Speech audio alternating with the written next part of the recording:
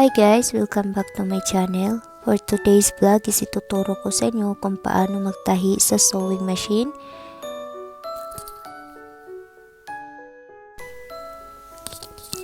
So let's start na guys. Na isaksak ko na pala yung saksakan ng sewing machine. Yung saksakan niya pati yung foot controller is magkadikit lang siya guys. So yeah. Napaka-importante nitong foot controller kasi pag wala to siya, hindi gagana yung ating sewing machine. Kahit pa naka-on yan, hindi yan gagana pag wala yung foot controller. Kaya ingatan natin yan guys. Okay? So yung gagawin natin is maglalagay muna tayo ng sinulid sa ating bobbin guys. Ito muna yung una nating gagawin. Dito natin siya ilalagay pagkatapos nating malagyan ng sinulid. So ayan na nga guys. Lalagyan na natin siya ng sinulid. So yung napili kong sinulid is color black para makita talaga nyo kasi white yung machine natin. Ipa-follow lang natin yung mga nasa dyan, instruction. May nakaano naman dyan guys. So, i-follow lang natin yan. So, itong gagawin ko is para to sa ating bobbin. So, pinalo ko yung instruction niya. So, lagay lang natin yung sinulid pa ilalim.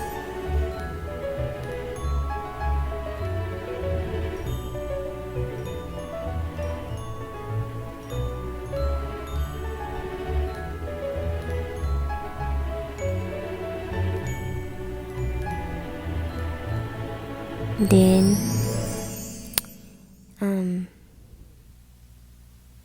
iikot natin siya pag ganyan.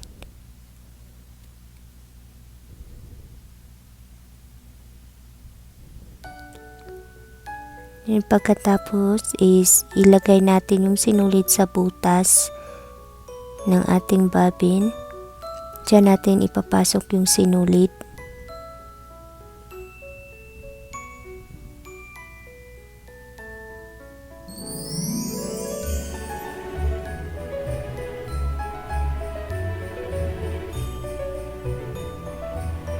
So yan na, pagkatapos natin mailagay yung sinulid is ilalagay na naman natin siya sa isa pang lalagyanan. Yan yung para sa ating bobbin.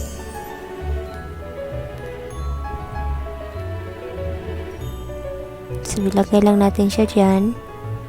Tapos i-push natin siya. Tingnan, pag may narinig kayong click, ibig sabihin yan is okay yan. Okay yung pagka lagay nyo. Then, so masyadong mahaba yung sinulid natin kaya puputulin ko siya guys.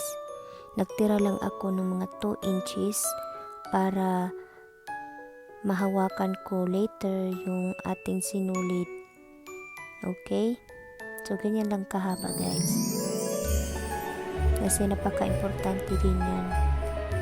Kasi may tendency na magkabuhol-buhol ang ating sinulid pag hindi natin ginupit. So, i-switch on ko na.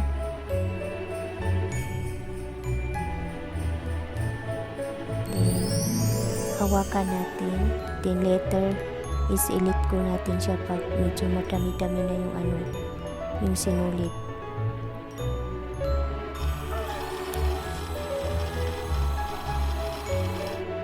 So ayun na guys, inaapakan ko na yung ating foot controller kasi ito nga yung magpapa-under ng ating sewing machine. Dito din natin nakokontrol kung gaano kabilis o kabagal yung gusto nyo pag magtatahi kayo.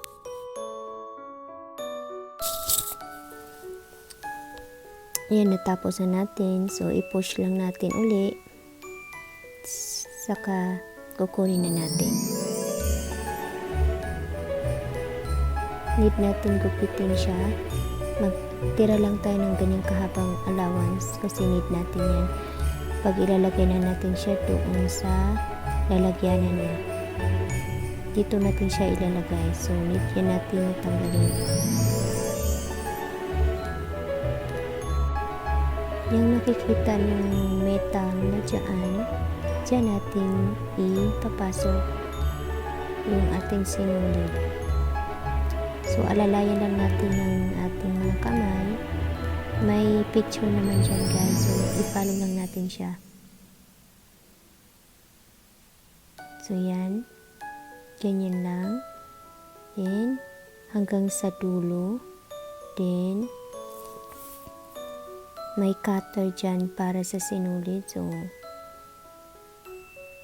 hilain lang natin siya. Lagyan lang natin ng pressure para siya makat. So, yan na. Then, pagkatapos yan is ipabalik na natin yung cover niya guys. And then, we're good. So guys, yung next step natin is ilalagay na natin ang sinulid dito sa karayom. Ito na yung ating last step.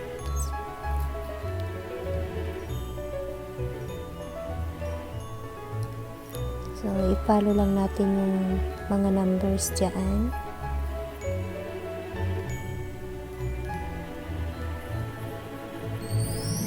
Gaya ng ginawa natin sa una, yung sa bobbin is ganun pa rin sa sinulid. Dapat ilagay siya sa pailalim. Ganyan. Tinihilain natin siya pababa.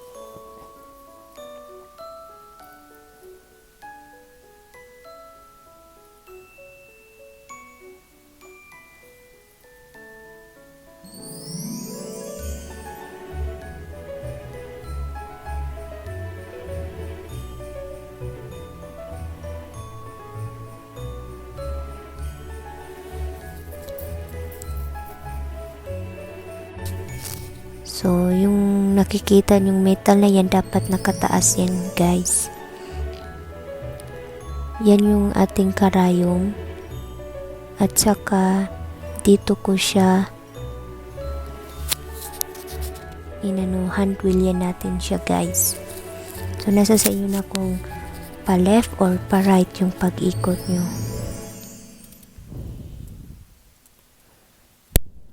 Okay?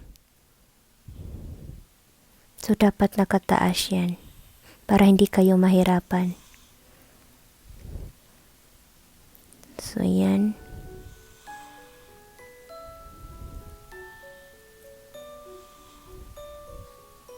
Then, ipasok natin siya.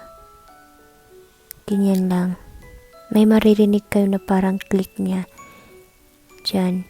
Then, next is ipapasok na naman natin siya dyan sa parang metal.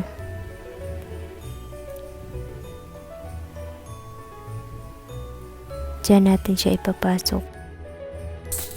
So, yun guys. Napasok na natin. So, next is ipasok na natin siya sa ating karayom.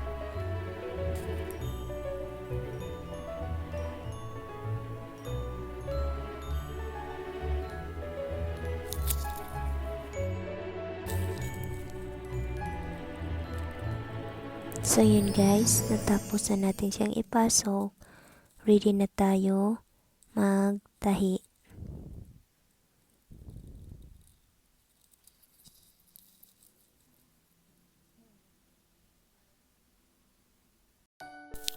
So, ibaba muna natin to siya guys.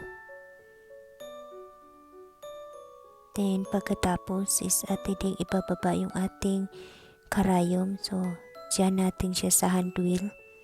Nasa sa inyo na kung left or sa right nyo siya iikot.